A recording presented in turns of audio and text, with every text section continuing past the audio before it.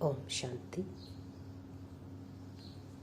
दिनांक 6 मई सन 1971।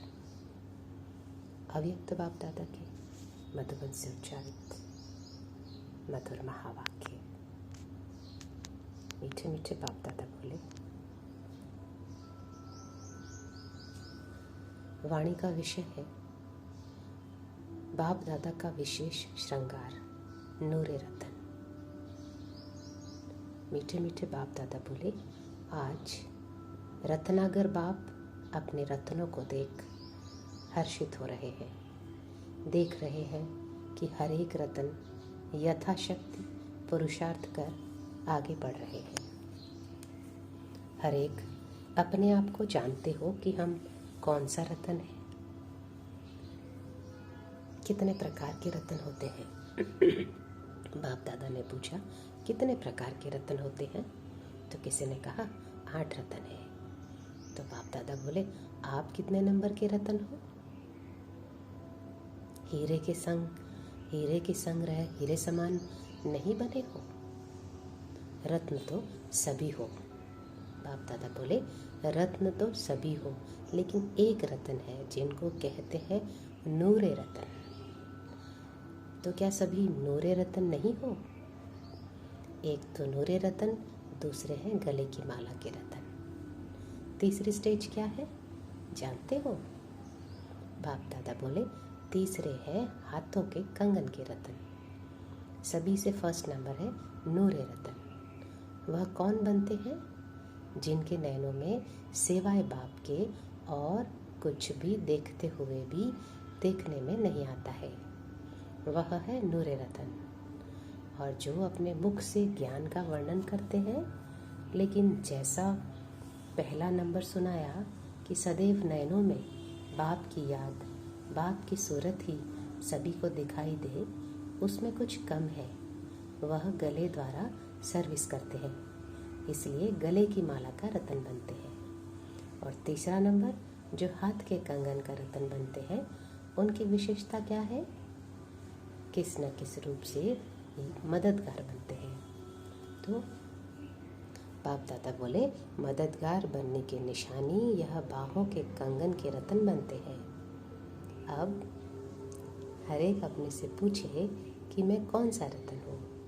पहला नंबर, दूसरा नंबर व तीसरा नंबर। रतन तो सभी है और बाप दादा के श्रृंगार भी तीनों ही है। अब बताओ कौन सा रतन हो? नूरे रत्नों की जो परख सुनाई, उसमें पास विद ऑनर हो? बाप दादा ने पूछा, नूरे रत्नों की जो परख सुनाई, उसमें पास विद ऑनर हो? उम्मीदवार में भी नंबर होते हैं, तो सदैव यह स्मृति में रखो कि हम बाप दादा के नूरे रतन हैं। तो हमारे नैनों में व नज़रों में और कोई भी चीज़ समा नहीं सकती। चलते फिरते खाते पीते आपके नैनों में क्या दिखाई देना चाहिए? बाप की मूरत व सूरत।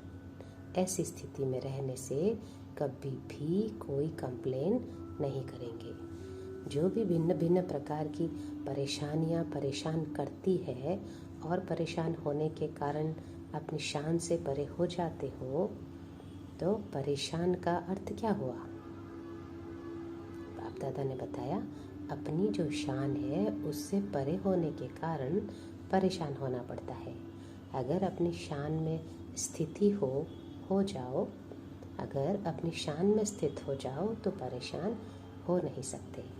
तो सर्व परेशानियों को मिटाने के लिए सिर्फ शब्द के अर्थ स्वरूप में टिक जाओ, अर्थात अपने शान में स्थित हो जाओ। तो शान से मान सदैव प्राप्त होता है, इसलिए शान मान कहा जाता है। तो अपनी शान को जानो। जितना जो अपनी शान में स्थित होते हैं, उतना ही उनको मान मिलता है। अपनी शान को जानते हो? कितनी ऊंची शान है। लौकिक रीति भी शान वाला कभी भी ऐसा कर्तव्य नहीं करेगा जो शान के विरुद्ध हो। अपनी शान सदैव याद रखो, तो कर्म भी शानदार होंगे और परेशान भी नहीं होंगे। तो यह सहज युक्ति नहीं है परेशानी को मिटाने की। कोई भी बुराई को समाप्त करने के लिए बाप की बड़ाई करो। सिर्फ एक मात्रा में फर्क से कितना अंतर हो गया है, बुराई और बढ़ाई। सिर्फ एक मात्रा को पलटना है, पलटाना है। यह तो 5 वर्ष का छोटा बच्चा भी कर सकता है। सदैव बड़े से बड़े बाप की बढ़ाई करते रहो, इसमें सारी पढ़ाई भी आ जाती है। तो यह बाप की बढ़ाई करने से क्या होगा? लड़ाई बंद। लड़ाई बंद। माया से लड़ लड़ कर थक गए हो ना। जब बाप की बढ़ाई करेंगे तो लड़ाई से थकेंगे नहीं। लेकिन बाप के गुण गाते खुशी में रहने से लड़ाई भी एक खेल मिसल दिखाई पड़ेगी। खेल में हर्ष होता है ना।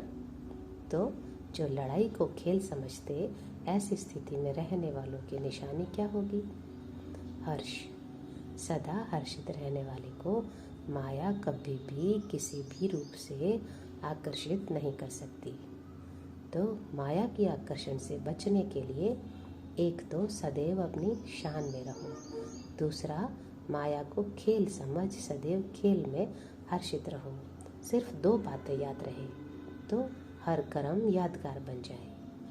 जैसे साकार में अनुभव किया, कैसे हर कर्म यादगार बनाया, ऐसे ही आप सभी का हर कर्म यादगार बने। उसके लिए 2 बातें याद रखो, आधार मूर्त और उद्धार मूर्त। यह दोनों बातें याद रहे तो हर कर्म यादगार बनेगा।